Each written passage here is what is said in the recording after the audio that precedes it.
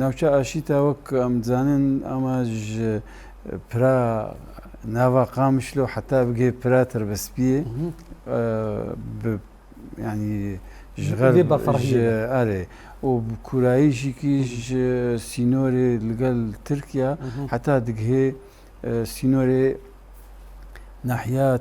الحميس يعني ممكن بيجينا مو عربة قرك هاي ناوينا قرسي حتى بويدي او كورايا ولو بدريجايا اشتر بس بيه حتى قامشلو او ناوچا ناف ليه هاتيه كرن قالك ناف خويا هاتنا كرن ويك جوانا مثلا سنجقا خلف اغا وتاليب ويا ناوچا اشيتا جيولو بتي ناف كرن ناوچاك يعني بلكي بتشوك بقوارا خوا و جغرافي ومساحة خوي جغرافي بس يعني براسي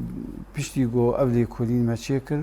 ديار بو از بخوا يعني ماتما امام براسي ناوچا قالك زنجينه دواري اسريفا يعني راس بتشوكا علي خوي زنجينه ديروكي يعني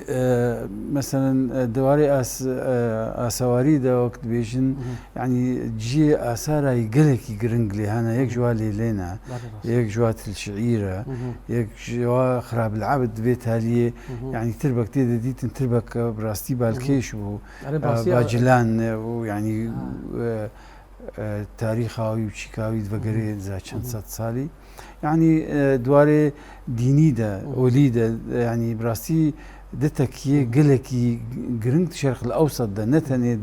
سوريا ده حتى سر استي الشرق الاوسط رجلات انابين دتكي ديني قرنت فينا بشي ده نبلكي اف تكيجي بري صالح 1926 هذا شيء بلي بتايبت يعني انت مثلا بابا استاذ ديزاينياني خد بيجي